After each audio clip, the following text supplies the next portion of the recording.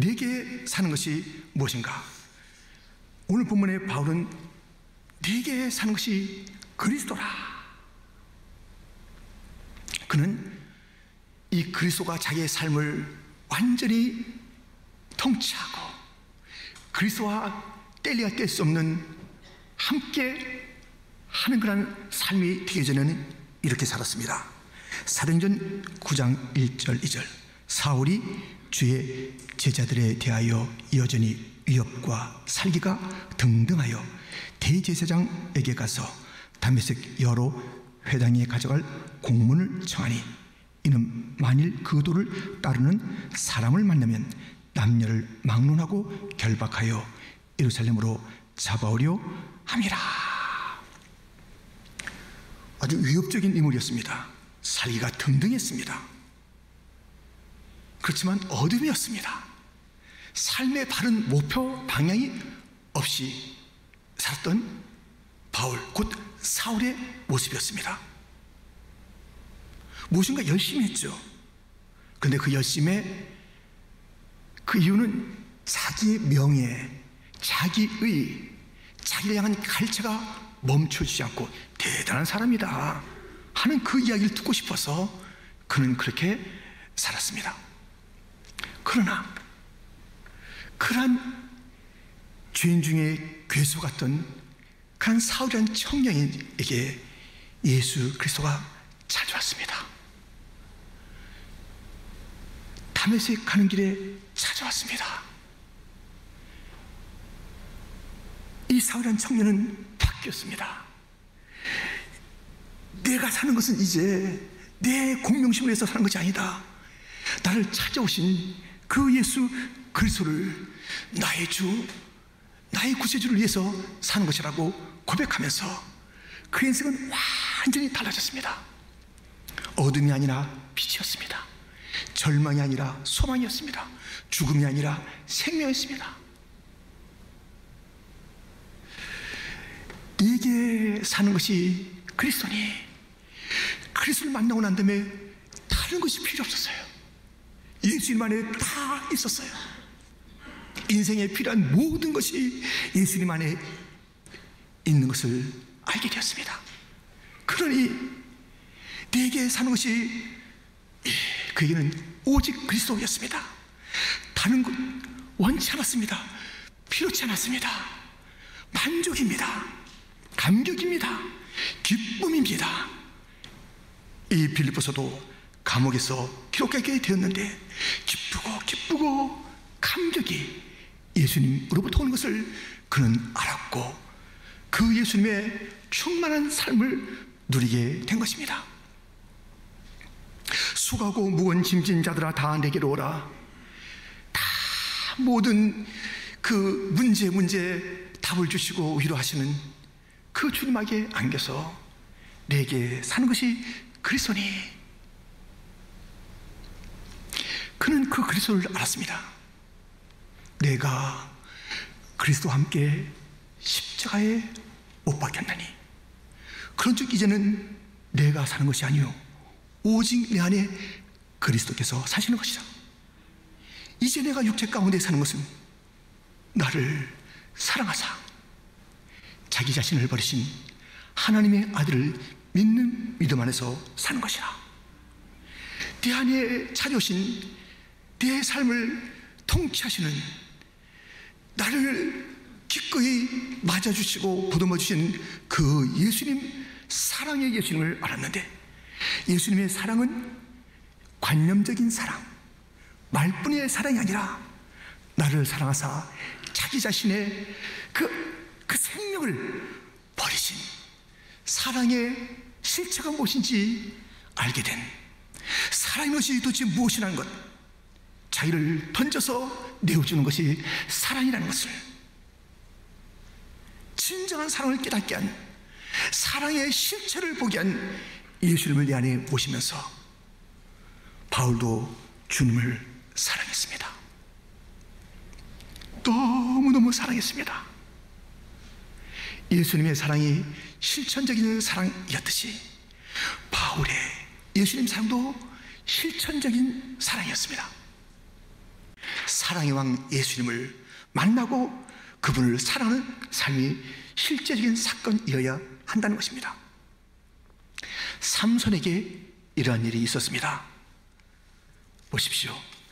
삼손에게 사사기 14장 8절 9절, 얼마 후에 삼손이 그 여자를 맞이하려고 다시 가다가 돌이켜 그 사자의 죽음을 본즉 사자의 몸에 벌떼와 꿀이 있는지라 손으로 그 꿀을 떠서 걸어가며 먹고 그의 부모에게 이르러 그들에게 그것을 들여서 먹게 하였으나 그 꿀을 사자의 몸에서 떠왔다고는 알리지 아니하였더라. 지금 삼손이 무엇을 봤냐면 사자가 죽었고 그 죽었는데 그 속에 그 죽음 그 시체 속에 벌떼들이 와 윙윙거리면서 다니고 꿀이 나오는 것이에요. 그래서 그 꿀을 먹고 또 부모에게 건네주었다라는 이야기를 우리가 보지 않았습니까?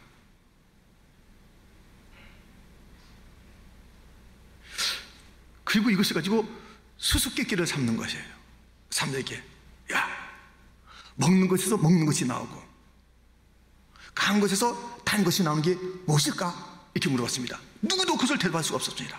먹는 사자에 의해서 먹는 것이 꿀이 나오는 거예요. 강한 그런 사자, 그의 죽음 속에서 이 단 것이 나온 이것을 경험한 그가 그 꿀을 먹고 꿀을 나눠주고 그 신비로움을 수수께끼로 내는데 마칠 턱이 없었고 이런 일이 있었습니다. 이게 무슨 사건일까요? 예수님의 이름이 많이 있는데요, 그 이름 가운데 유다 지파의 사자, 이 사사기에 나온 라이온이라는 이름을 갖고 있습니다. 예수님의 이름이 라이온이라니까요. 요한계시록 5장 5절 장로 중에 한 사람이 네게 말하되 울지 말라 유대 지파의 사자 다윗의 뿌리가 이겼으니 그 두루마리와 그 7인을 떼시리라 하더라. 어린 양 예수님의 죽으심이 있습니다만 유대 지파 라이온인 다윗의 뿌리라는 이름을 갖고 계신 예수님, 강한 사자 같은 그분이 죽으셨어요. 그 죽음 속에서 꿀이 나오는 거예요. 그의 죽음 속에서 생명이 나오는 것이에요. 우리 인생길에 걸어갈 그 양식이 나오는 것이에요. 그리고 남에게 나눠줄 그런 양식이 나오는 거예요. 예수님의 죽음 가운데 생명의 떡됨과 생명의 잔됨이 나오는 것이에요.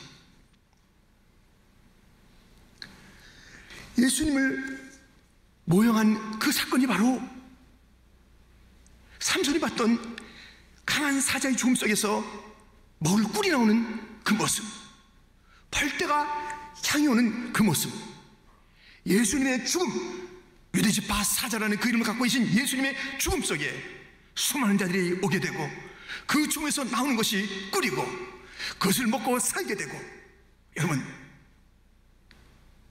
가나안 땅을 젖과 꿀이 흐르는 땅이라 합니다. 예수님을 모형하고 있는 가나안 땅입니다. 예수님을 모형하고 있는 또 하나의 장면, 아가서를 보세요. 아가서 5장 1절 내 누이 내 신부야 내가 네 동산에 들어와서 나의 물약과 향재료를 거두고 나의 꿀송이와 꿀을 먹고 내 포도주와 내 우유를 마셨으니 나의 친구들아 먹어라, 나의 사랑하는 사람들아 많이 마시라. 꿀, 젖, 먹고 마셔라. 주님께서 말씀하고 있습니다. 십자가, 갈보리 십자가는 꿀을 내는 장소입니다. 예수님이 강한 자로서 그냥 가만 계셨어 봐요. 사자가 아무 일 없이 그냥 있어 봐요. 어디 벌떼가 달랐답니까? 무슨 거기서 그 먹을 만한 꿀이 나옵니까? 그냥 잡아먹만 먹지. 강한 사자가 죽었을 때 벌떼가 일게 됐고, 강한 사자가 죽었을 때 꿀이 나오게 됐습니다. 예수님은 하나님의 아들이십니다. 죄 없으신 분이십니다. 죽을 이유가 없으십니다. 그 강하신 분이 유대지파의 사자가 죽으셨을 때에 거기서 생명이 솟구치는 거예요. 거기서 놀라운 양식이 나오는 거예요. 그래서 수많은 자들이 그에게 오는 거예요. 갈보리 십자가 예수님에게로. 바울은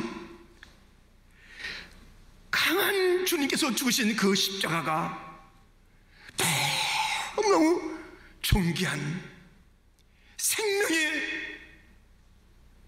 자리인 것을 알고 이렇게 말합니다. 갈라디아서 6장 14절 말씀입니다. 우리 한번 같이 읽겠습니다. 그러나 내게는 우리 주 예수 그리스도의 십자가 외에 결코 자랑할 것이 없으니 그리스도로 말미암아 세상이 나를 대하여 십자가에 못 박히고 내가 또한 세상을 대하여 그러하니라. 아멘. 십자가, 강하신 예수님이 죽으셔서 생명의 양식을 자기 자신에게, 온 인류에게 나눠주신 갈보리 십자가, 그 사랑을 사도 바울이 받았습니다. 그리고 자기도 그 예수님을 사랑하는 증표로 이 꿀을 먹고 이 꿀을 나누는 성교적 삶을 사는 것입니다. 주님을 사랑한다고 해서 아무것도 안 하는 자들이 있어요. 아니, 말은 커요. 생각 속에 있으면 주님 사랑한다고 그러지만 그 사랑의 증표를 보여주세요. 예수님은 놀라운 사랑을 보여줬어요. 엄청난 사랑을 보여줬어요. 상상 못할 사랑을 보여줬어요. 또 보여주세요. 은혜, 은혜, 은혜, 다음이 없는 은혜, 사랑, 사랑, 사랑, 끝없는 사랑, 변치 않는 사랑. 오늘도 이제 결혼하신 분 두 네 분이 이제 나오셨습니다. 예, 어제 결혼할 때 제가 이제 물어봤어요. 어떻게 결혼하게 됐는지, 무엇이 좋은지, 이렇게 재밌는 이야기를 주고받으면서 사랑에 대한 이야기를 이렇게 했죠. 사랑은 언제까지죠? 예, 사랑은 계약인데요. 결혼 속에서의 사랑은 계약인데요. 다시 한번 서로 확인했습니다. 그건 끝까지예요. 죽을 때까지. 그리고 이제 어제 짝 순서를 봤는데요. 아니, 보통 때 있었던 그런 순서와 달리 축가 시간이 없어요. 축가 시간이. 축가는 다 있었는데 왜 여기 축가가 없을까? 우리가 또 해야 되는 거 아닌가? 막 이럴 정도로 축가 없는데요. 깜짝 놀랐습니다. 반전이 났습니다. 신랑께서 어제 그 신부 부모님은 오지 못했어요. 한국에서. 그런데 그 신부 댁과 또는 여러 그 친구들의 그 영상을 갖다 이렇게 해가지고 딱 축도 끝난 다음에 쫙 그것이 나오는데요. 신부가 깜짝 놀라는 거예요. 서프라이즈. 부모님의 이야기, 친구들, 가족들의 이야기, 찬양, 기뻐하고 격려하는 이야기가 쫙 전개되는데 너무 놀라서 울더라고요. 우리 주님의 그 우리를 놀래키는 사랑, 눈물 겹게 하는 사랑이 많은데 우리의 주님에 대한 사랑의 반응은 무엇이냐 이거예요. 가장 확실한 것은 그 꿀을 나눠주는 거예요. 그 생명을 나눠주는 거예요. 그 복음을 전하는 거예요. 그래서 바울은 오늘 이 감옥에서도 그렇게 전했고요, 메마저도 전했고요, 모함바다도 전했고요, 풍랑 속에도 전했고요. 너무 예수님이 좋아서 내 구주 예수, 내 구주 예수, 나 같은 자를 찾아오신 예수, 나를 사랑하신 예수, 나를 사랑하사 자기 자신을 버리신 예수, 그 예수를 위하여 그의 일생을 드렸는데 변함이 없었습니다. 변함이 없는 그 사랑을 그는 올려드린 것입니다. 내게 사는 것이 그리스도니. 여러분들, 사는 것이 그리스도니 이렇게 말하지 마세요. 내게 사는 것이, 내 삶이에요. 내 삶. 다른 사람 삶, 자기의 삶은 막 가볍게 여겨요. 물론 그 시가 그렇게 의도한 것은 아니겠죠. 마음으로 창을 내겠어. 김상용 시인의 시, 왜 사냐거든 웃지요? 라는 그 구절이 있어요. 왜 사냐거든 웃지요? 뭐 삶을 가볍게 여기서 그렇게 한 것은 아닐 거예요. 근데 왜 사냐? 나는 뭐 모르겠어요. 글쎄요. 내 삶을 가볍게 여기지 마세요. 다른 사람의 삶은 참 참견도 잘하면서 내 삶이 어디로 가는지, 어떤 가치가 있는지 알지 못하고 내 삶을 얘기해보니까 내 삶이요 주저주저하는 인생 되지 마세요. 내게 사는 것은 그리스도입니다. 고백하는 자가 되기를 축원합니다. 그런데 오늘 이 짧은 본문이 그렇게 끝나지 않았잖아요. 이렇게 되어 있습니다. 다시 보면 이는 내게 사는 것이 그리스도니 죽는 것도 유익함이라. 아니, 내게 사는 것이 그리스도니 죽는 것이 유익하다는 것이에요. 이게 무슨 말입니까? 죽는 것이 유익하다는 이 말, 지금 삶의 얘기를 하면서 죽음의 얘기를 하고 그 죽음이 유익하다는 것입니다. 여러분들, 바울은 죽음이 유익하다, 그리스도와 함께 살고 그리스도를 위해서 살고 사나 죽으나 그리스도, 그 삶이 이제 죽음을 초월한 것을 얘기하면서 죽음이 유익하다고 한 이유가 있으니 그의 죽음에 대한 이해를 보세요. 이것은 성령께서, 하나님께서 죽음에 대한 가르침을 가르쳐 주셔서 그렇게 고백한 것이죠. 디모데후서 4장 6절부터 보면 전제와 같이 내가 벌써 부어지고 나의 떠날 시각이 가까웠도다.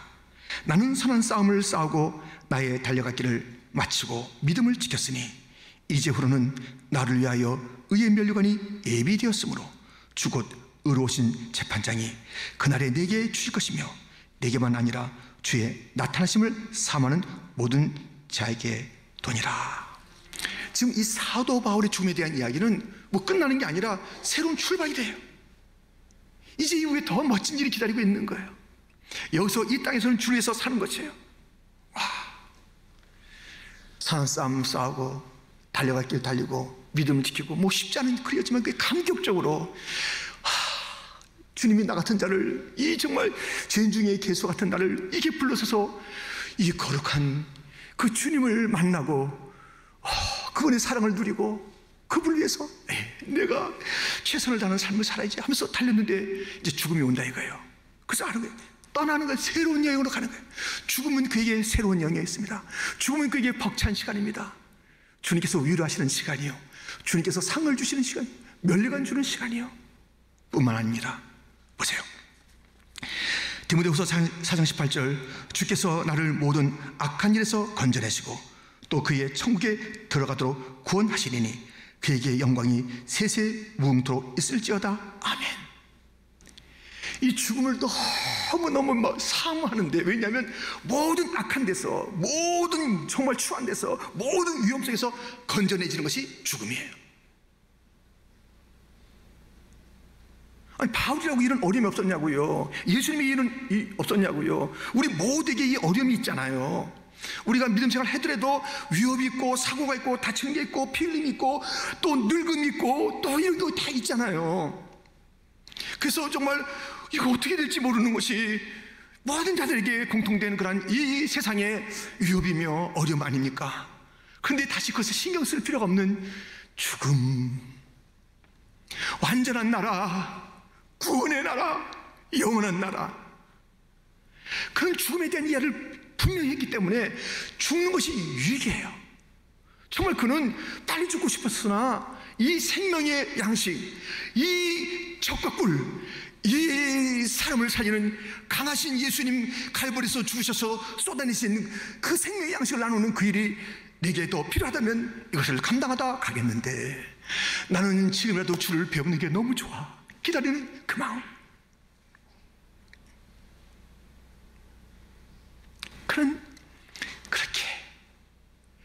그렇게 죽음을 이겼기 때문에 죽는 것이 유익하다고 말하는 것입니다. 성경에 이런 사람이 있습니다. 내게 사는 것이 밑줄이니, 여기에 뭘 넣은 사람이냐면 돈을 넣은 사람이 있습니다. 내게 사는 것이 돈이니 이것을 넣었어요. 근데 얼마나 돈을 많이 벌었는지 감당이 안 돼서 막 창고를 더 짓고, 이제 와, 돈 버느라고 고생 끝, 행복 시작, 이제부터 먹고 마시면 되는 거야, 너 평생 먹고 마시면 되는 거야, 막 흐뭇해하고 있는 그날 밤 하나님이 내가 내 생명 거둬간다. 그 돈 어떻게 되는 거니? 보세요. 누가복음 12장 20절부터 하나님은 이르시되 어리석은 자여, 오늘 밤에 내 영혼을 도로 찾으리니 그러면 내 준비한 것이 누구의 것이 되겠느냐 하셨으니, 자기를 위하여 재물을 쌓아두고 하나님에 대하여 부여하지 못한 자가 이와 같으니라. 내게 사는 것이 돈 있는 사람은 죽는 것이 유익하지 못합니다. 왜? 죽을 때 무슨 돈이 무슨 소용이 있냐고요. 내게 사는 것이 무슨 탐욕이니 그런 사람에게는 죽는 것이 유익하지 않습니다. 내게 사는 것이 어떤 그런 세상적인 그런 그 권력이며 세상적인 성공이며 그냥 많은 것을 소유함이며 더 높은 자리에 올라가는 것이며 그런 자는 죽으면 유익이 안 됩니다. 죽으면 아무 소용이 없어요. 높은 자리 아무것도 아니에요. 많은 거 아무 소용이 없습니다. 그러니까는 이걸 잘못 잡으면 죽음이 너무너무 피하고 싶은 사건이 되고 마는 거예요. 뭘 잘못 잡으면 내게 사는 것이 가로, 이 가로에 엉뚱한 거 집어넣으면 안 돼요. 탐욕을 집어넣고 정력을 집어넣고 돈을 집어넣고 성공을 집어넣고 그걸 해보세요. 그것과 버무려져 보세요. 인생 추한 냄새 납니다. 오직 내게 사는 것이 그리스도니 다른 모든 것들은 수단이에요. 보조예요. 지나는 것이에요. 잘못 만지면 그게 뜨겁고 이상하게 되는 거예요. 악취나는 거예요. 오직 예수만이 전부입니다. 내게 사는 것이 그리스도니 죽는 것도 유익한 삶을 살려면, 영원토록 유익한 삶을 살려면, 영원토록 주님의 상급과 위로와 주님의 그 칭찬을 받는 삶을 살려면은, 죽는 것이 초월되는 삶을 살기 위해서는 단 하나의 표대의 삶의 방식이 있으니 내게 사는 것이 그리스도니 그리스도 한 분 외에는 없습니다. 강하셨으나 죽으셔서 생명의 양식을 내주신 예수밖에는 없습니다. 어떤 강한 자가 그렇게 날 위해서 죽었나요? 강하지도 않아요. 이 땅에 어떤 자가 어떤 힘이 있기에 또 그런 마음이 있었겠어요? 자기 자신의 한 몸도 간수하지 못한 자가 무슨 남을 위해서 죽는 거예요? 자기의 죄도 씻지 못한 자가 누구를 위해서 뭘 어떻게 하겠다는 거예요? 우리 예수님밖에 없습니다. 내게 사는 것이 그리스도니, 여러분들 그렇게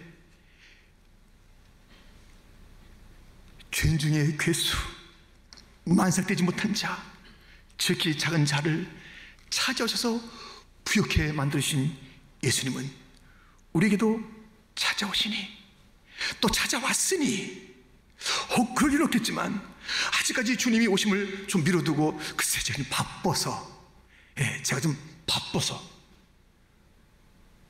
베들레헴 모든 여관들처럼 빈 방이 없다고 하는 자는 없을까요? 그러지 말고 영접하십시다. 우리가 죽어 꿀이 된다면, 우리가 죽어 다른 자들에게 양식을 나눠주는 예수의 사람이 된다면, 우리가 떠난 그 자리에 그 사람은 복음을 외쳤다. 그 사람은 정말 신령한 양식을 위해서 살았다. 그 사람은 예수밖에 없었다. 이것이 우리의 삶이라면 얼마나 좋을까요? 그 사람 복잡해가지고 말이지 뭘 살았는지 모르겠어. 간혹 예수님 얘기했는데 진짜 그분의 전부가 예수인지는 모르겠어. 여러분, 이 빈칸에 답을 넣으세요. 이는 내게 사는 것이 무엇이니 죽는 것도 유익함이라. 사는 것이 멋짐이며 죽는 것도 유익한 가로 안에 답을 써보세요.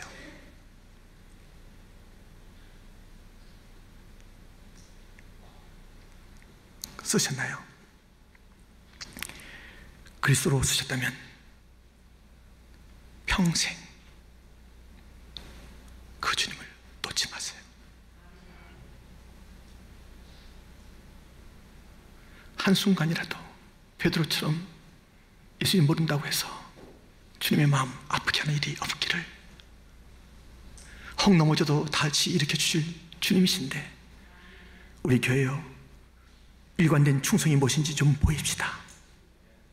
사랑의 반응, 예수님의 사랑의 반응이 어떤 것인지 우리 목숨 다해서 보입시다. 그러면 죽는 것도 유익할 테니까요.